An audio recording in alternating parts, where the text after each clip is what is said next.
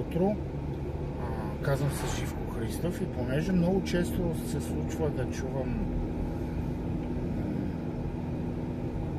че българите били расисти, че не сме били толерантни към други етноси, раси и култури. Сега искам да ви го кажа по най-простия начин, за да разберете колко толерантни са всъщност българите.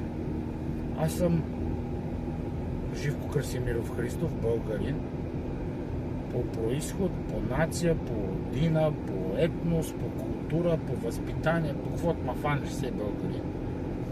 От Рибарица, Тетевенска Рибарица, близо до град Тетевен, Ловешко, едно село, Рибарица, курортно село.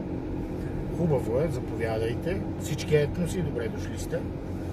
И като казват, че сме расисти, аз не мога да разбера как мога да ме обвиних, че съм расист. При положение, че до Рибарица, съвсем наблизко, от долна страна под Тетевен, има село, което се казва Чернивид. Значи тия хора са си Чернивид, те си от Чернивид. И като кажеш са ти откъде си, той казва, аз съм Чернивид. Никога ни не е било проблем, че са от черния вид. Разбирате ли? Те си от черния вид. Това си. Ние си ги уважаваме. Какво като са от черния вид? Тъй, че бял вид, черен вид, ние нямаме проблем. Ние сме си от Рибарица, те си от черния вид.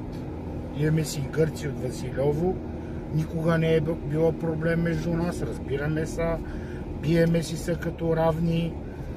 Трепеме си се, събираме си родата, колиме си се, дереме си се, женеме си се помежду си, пердашиме си се, защото то принципно агресията, като че ли е по-лесно да се говори за нея, пък за, как да кажа, за близостта между хората, подбудена от любов и други чувства, не се говори, но и тя се случва, така да го кажа.